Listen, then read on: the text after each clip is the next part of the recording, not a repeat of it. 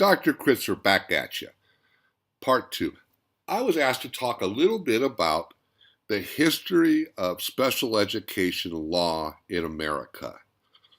And so I'm going to take you through a chronology of the major events since our major law was enacted in America.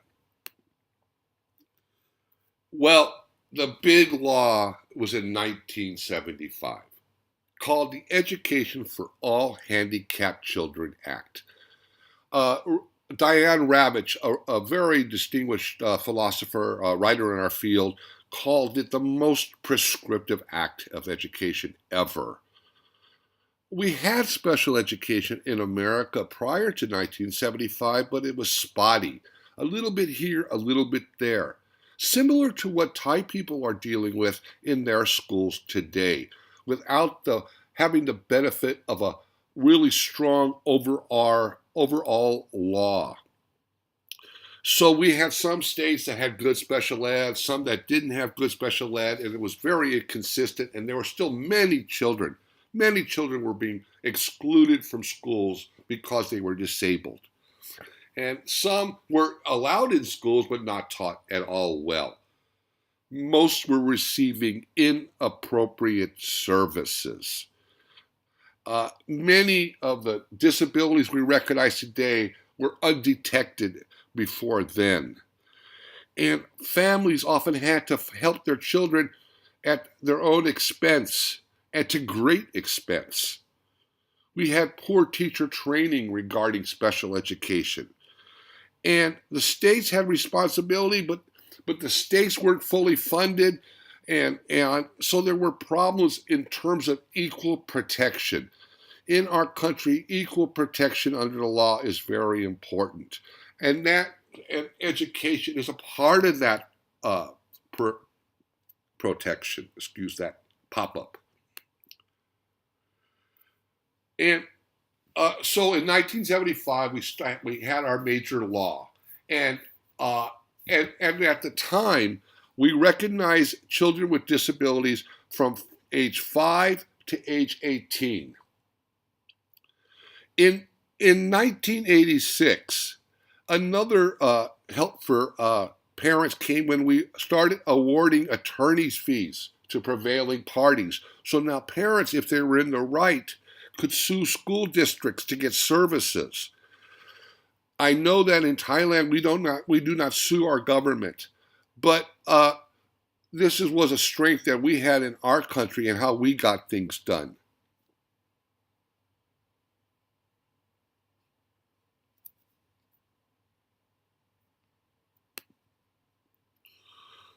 And also, in 1986 we expanded special ed to 3 to 21. So now children can get some early intervention from age 3 to age 5. And we started putting money into early intervention because we began to realize that many of the children that we were identifying later with disabilities could have been helped a lot more sooner.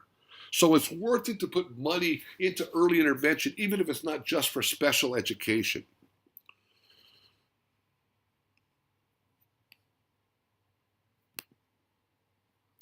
And then in 1990, the law became, as you may know it today, IDEA, the Individuals with Disabilities Education Act of 1990. And now, in 1990, we expanded services to age 21. A child can actually stay in his high school until the age of 21 and receive services. And in 1990, we added some very important new things to special ed. We added assistive technology. And through assistive technology, children have access now that they never had before. Assistive technology is a really important area. It's not my area, and I encourage you to explore assistive technology. Transition is very important. We added the component of transition to get the child ready from going from school either to work or to college or to a sheltered environment. not only is transition important for children when they leave school, but for children who go from elementary to junior high and from junior high to high school, there's a transition component. And in 1990, we recognized autism. And we've identified a lot of children as having autism since then, maybe too many, but now children with autism get services. And we identify traumatic brain injury as another important disability.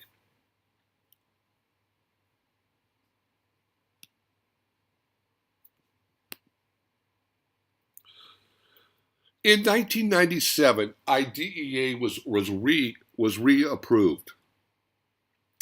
And actually every, like, for a while, every 7 years it was kind of redone a little bit.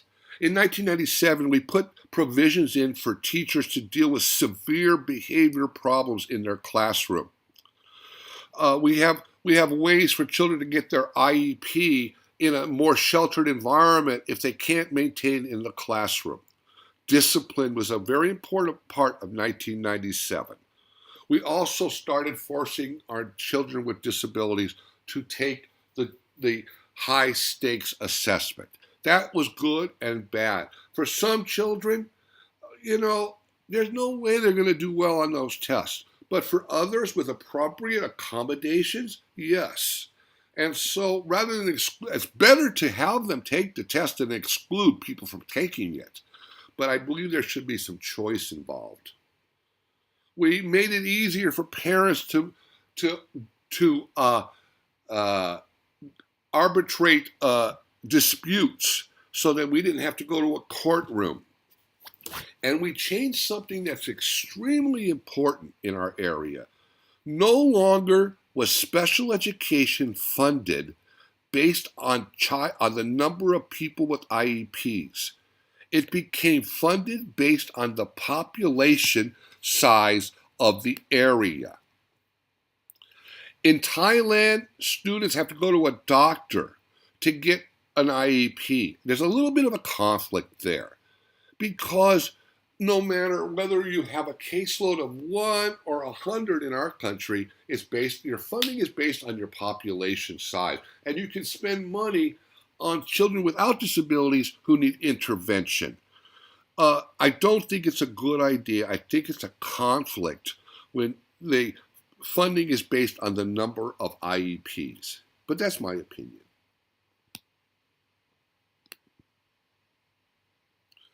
In 2004, we made our last major changes. You might know that around that time we had something called No Child Left Behind.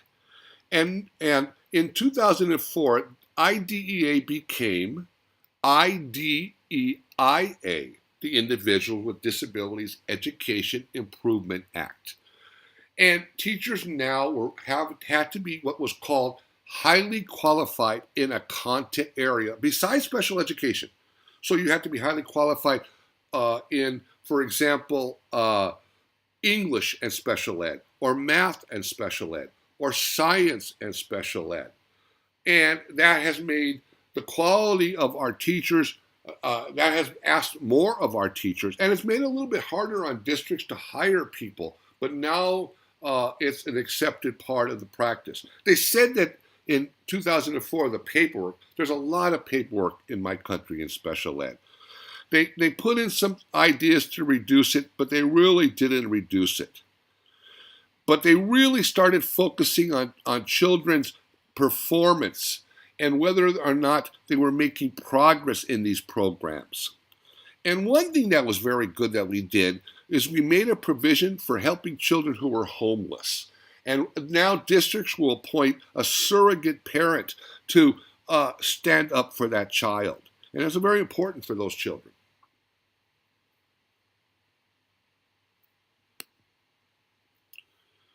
I'm very proud of the progress that people have made in my country in special education. Perhaps we went a little bit too far with our law. Perhaps we're not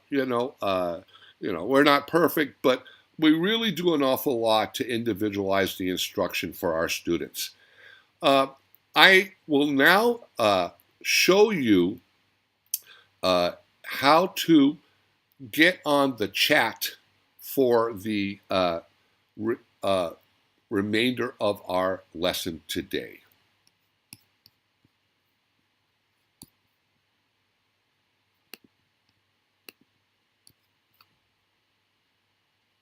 I have found that the easiest way for you to access the chat is to do this. Type in your browser www.chatroll.com/rangset-presentation. And then click. There is where we will be talking today. And the way you say is the way you enter is you say, "Hello, Dr. Kritzer. I am a student at Rangset. My typing isn't good. My name is